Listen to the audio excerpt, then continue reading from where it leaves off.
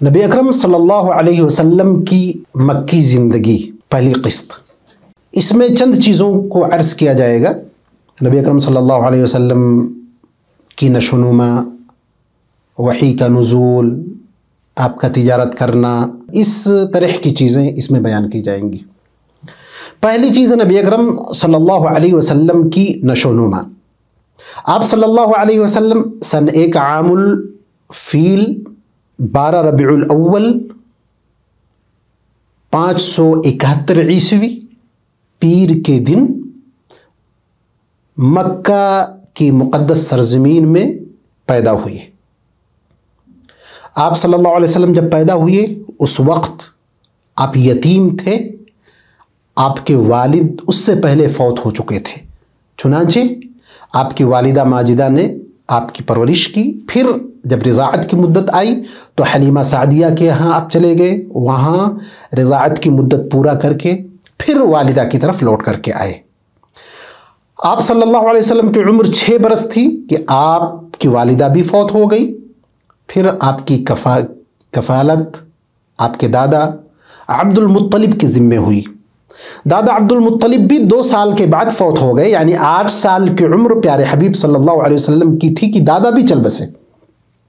پھر اس کے بعد آپ کے چچا ابو طالب کی کفالت میں آپ آئے۔ انہوں نے آپ کو بڑی محبت اور بڑی شفقت کے ساتھ پالا، آپ کی پرورش و پرداخت کی۔ آپ صلی اللہ علیہ وسلم نے شروع میں جب آپ رضاعت وغیرہ کی مدت سے یا آپ بچپن سے تھوڑا نکلے تو آپ نے تجارت کی، اسی طرح بکریاں چرائیں، اور آپ صلی اللہ علیہ وسلم نے مکے میں بکریاں چرائی، اور اس سلسلے میں ہمیں خبر دی کہ جو بھی نبی اس دنیا میں آئے سب نے بکریاں چرائی، اور اپنے سلسلے میں فرمایا کنت ارعی لأہل مکہ علی قراریط، کہ میں مکہ والوں کے لیے چند سکوں میں بکریاں چراتا تھا۔ اسی طرح آپ صلی اللہ علیہ وسلم نے تجارت بھی کی، یعنی 12 سال کی عمر میں آپ صلی اللہ علیہ وسلم اپنے چچا ابو طالب کے ساتھ ملک شام کا سفر کیا تجارت کی غرض سے۔ اس کے بعد آپ نے آزادانہ تجارت کی۔ پھر 25 سال کی عمر میں پھر تجارت کے لیے شام تشریف لے گئے، اور اس میں خدیجہ رضی اللہ عنہا کا مال لے کر کے گئے، یعنی ان کے مال میں تجارت کی غرض سے گئے، اور اسی سے متاثر ہو کر خدیجہ رضی اللہ عنہا نے آپ کو نکاح کا پیغام دیا۔ اس طرح آپ کی شادی ہوئی۔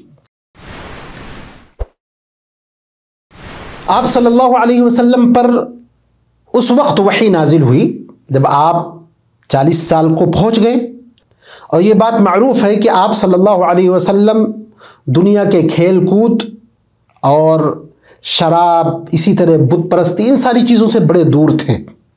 اور جب آپ 40 سال کو پہنچے تو نبوت کے آثار، اس کی نشانیاں ظاہر ہونی شروع ہو گئی۔ وہ اس طرح کہ آپ جو بھی خواب دیکھتے وہ پورے طور پر سچے ہوتے تھے۔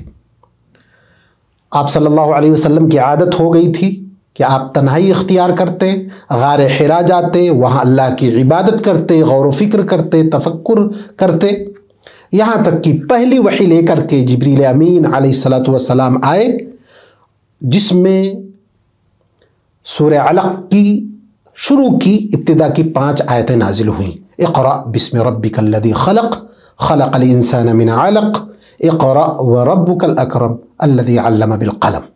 یہ چند آیتیں نازل ہوئیں، گویا کہ یہ اللہ کے نبی جناب محمد رسول اللہ صلی اللہ علیہ وسلم کے اوپر پہلی وحی تھی۔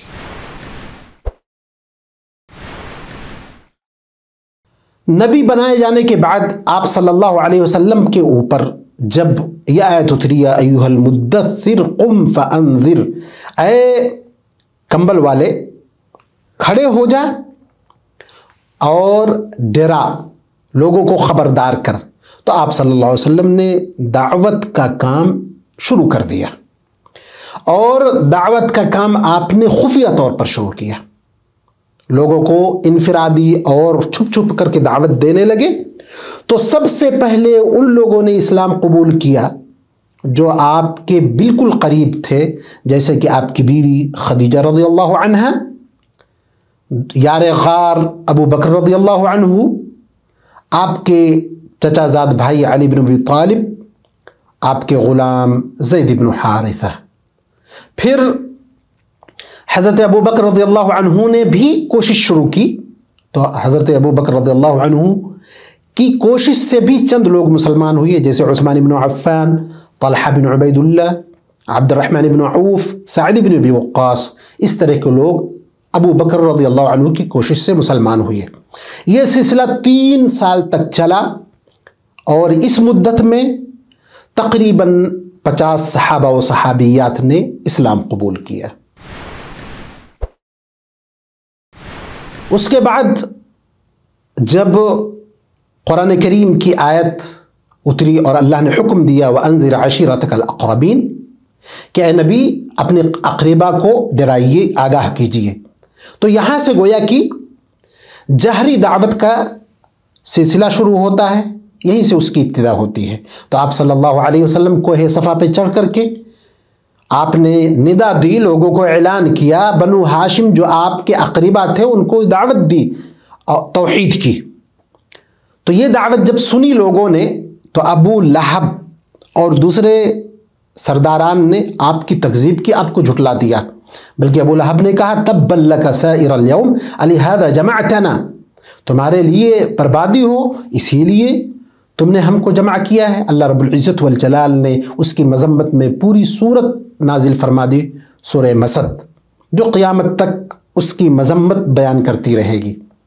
اس طرح آپ صلی اللہ علیہ وسلم کی عیب جوئی انہوں نے کی، لیکن آپ صلی اللہ علیہ وسلم اپنی دعوت سے باز نہ آئے، بلکہ اللہ نے جو تعلیم دی تھی فَاصْدَعْ بِمَا تُؤْمَرُ وَأَعْرِضْ عَنِ الْمُشْرِكِينَ، کہ آپ کو جو بھی حکم دیا جا رہا ہے اس کو کھول کر بیان کر دیجئے، مشرکین سے کنارہ کش ہو جائیے، ان سے اعراض برتیے۔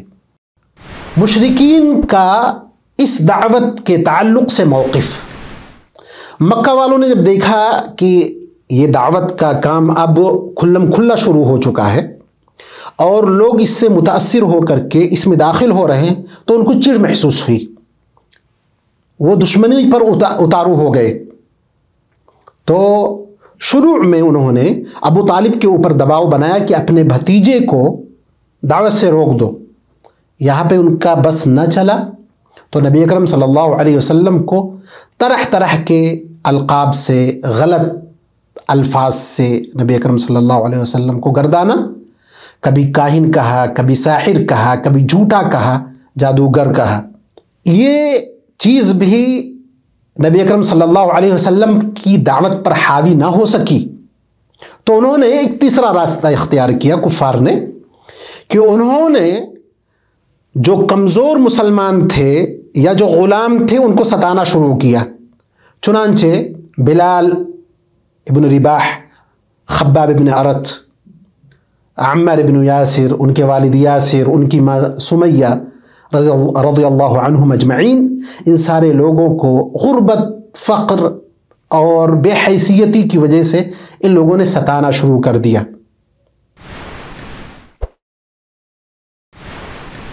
نبی اکرم صلی اللہ علیہ وسلم کا موقف کفار کے تعلق سے کیا تھا؟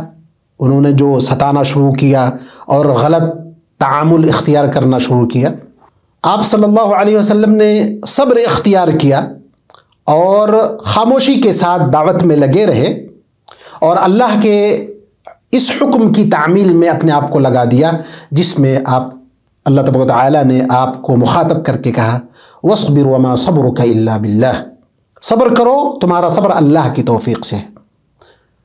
اور اسی طرح تم اپنے دل میں کافروں کی وجہ سے تنگی مت لاؤ، اب اپنے راستے پر لگے رہو۔ اسی طرح آپ صلی اللہ علیہ وسلم نے دوسرا کام یہ کیا کہ کوہ صفا پر دار ارقم جو تھا اس میں जमा होना शुरू हुए, वहाँ पर वही जो आती उसकी तिलावत फरमाते, लोगों को तालीम देते, लोगों को से मुलाकात करते, लोगों का ढार्स बढ़ाते थे। हबशा की तरफ हिजरत, जब कुफ़ार ने गरीबों को, मिस्किनों को ज़्यादा सताना शुरू कर दिया तो अल्लाह के नबी सल्लल्लाहु अलैहि वसल्लम ने इजाज़त दी कि तुम लोग हबशा हिजरत करके जाओ, क्योंकि हबशा का जो बादशाह था बड़ा ईमानदार, इंसाफ पसंद और आदिल था। चुनांचे 11 मर्द और 4 औरतें पहले दुफा में पहली बार गई, लेकिन मसला ये हुआ कि हज़रत उमर रज़ियल्लाहु अन्हु और हज़रत हमज़ा रज़ियल्लाहु अन्हु जब इस्लाम लाए तो एक अफवाह फैल गई कि पूरे मक्का के लोग इस्लाम लाए हैं। चुनांचे ये हबशा वाले वापस आ गए। उन्होंने सोचा कि अब इस्लाम का बोलबाला हो गया है मक्के में, तो हबशा में रहने का क्या फ़ायदा है। चुनांचे ये लोग आए तो देखा कि अफवाह गलत है। गरचे इन दोनों के इस्लाम से मुसलमानों को तक़वियत मिली, ढार्स बंधा, लेकिन पूरे तौर पर इस्लाम को तक़वियत नहीं मिल सकी थी, मुसलमानों का गलबा नहीं हो सका था। तो दोबारा हबशा की तरफ हिजरत करने के लिए एक काफिला रवाना हुआ जिसमें 83 मर्द और 18 औरतें थीं। इन सारे लोगों ने हबशा की तरफ हिजरत की। फिर वहाँ के बादशाह ने इनकी बड़ी आवभगत की, इनकी बातें सुनी, इनको पनाह दी। गरचे कुफ़ार में से कुछ लोग गए ताकि इनको वापस ला सके, इनकी बुराइयां बयान करके और इनको नीचा दिखा करके, लेकिन अल्लाह रब्बुल इज़्ज़त वल जलाल की मदद हुई और ये लोग उल्टे मुंह वापस आए।